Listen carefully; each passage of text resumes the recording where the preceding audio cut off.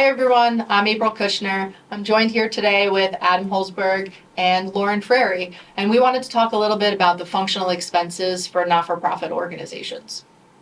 So, a necessary evil for nonprofits is that they have to allocate their expenses between program and supporting services. So how do you do that? So there is GAAP guidance, accounting guidance, that tells a nonprofit how to allocate the costs between program and supporting services. And there's actually a list. There's some surprising things on there like advertising. Advertising is considered a supporting service for your programs.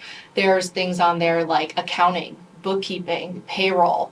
So the guidance does tell a nonprofit how to allocate some of those expenses. And then the direct ones, those go along with supporting your mission. So, statement of functional expenses, as April says, requires statement. And the issue with that statement is people now use it to make contribution and donation decisions.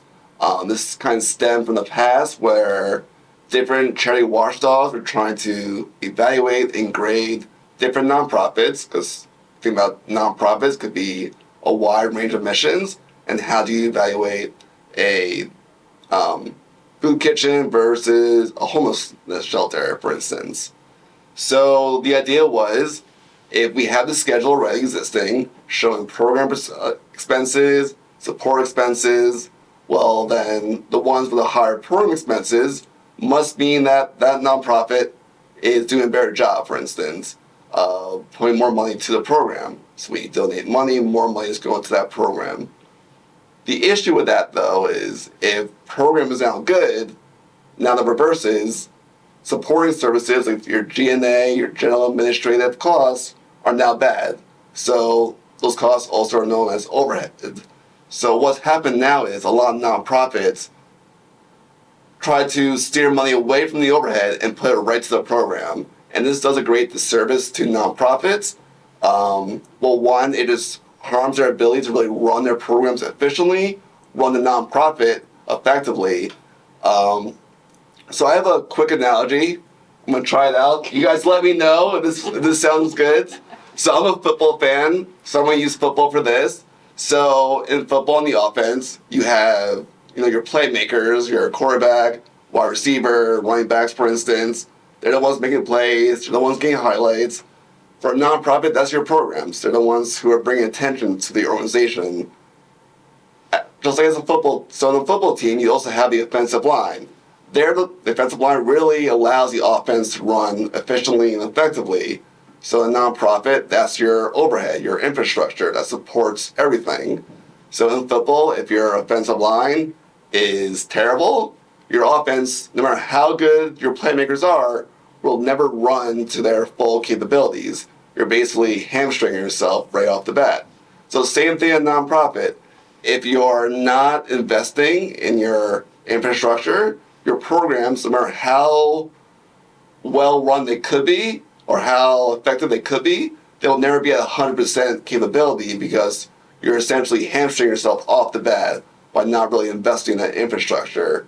And that's really the issue that's come about with this whole overhead idea, that because the whole mindset is overhead is bad, we're now effectively harming nonprofits.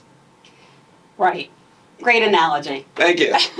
I just learned something. So I think what you're trying to say is you can't run your programs without the supporting services. Correct.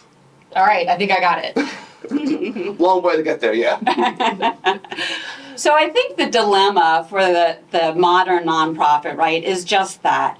How do you balance out kind of the overhead costs and the program costs?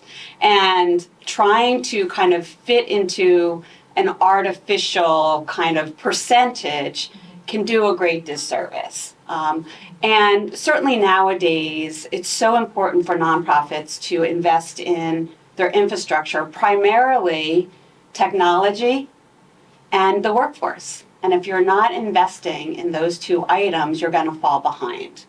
And as Adam said, you need to invest, which puts, your percentage of overhead up, right, in order to do what? Build capacity so that you can offer more services to the community. And we call that affectionately the starvation cycle. Right. Right? Where nonprofits artificially keep down those administrative costs, which stops their ability to grow or have more capacity.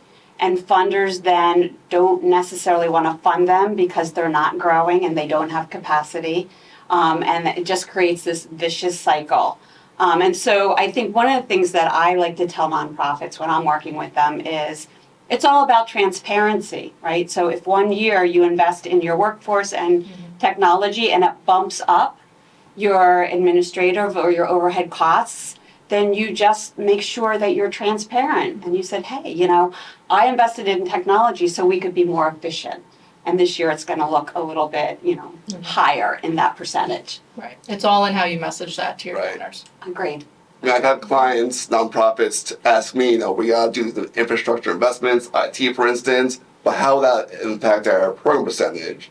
And that's not really the mindset that should be happening. It should really be, do you need the infrastructure? Do you need these investments? That's the question right then there. The other part, that's just a storytelling issue. So for nonprofits, you need to make the investments. So this is a year where you're looking to do that. Nothing else should really play into that factor. It should just be, do you need to do it? Yes. And that's really it then. And the most common question we get when we present the audit or financial statements to a board is, how do my functional expense percentages compare to other organizations? Every time. Every time. And so keep in mind, nonprofits are all funded differently. Some are grant funded, some raise their money through contributions only. And so every nonprofit is going to be built a little different. Their missions are different, their fundings are different.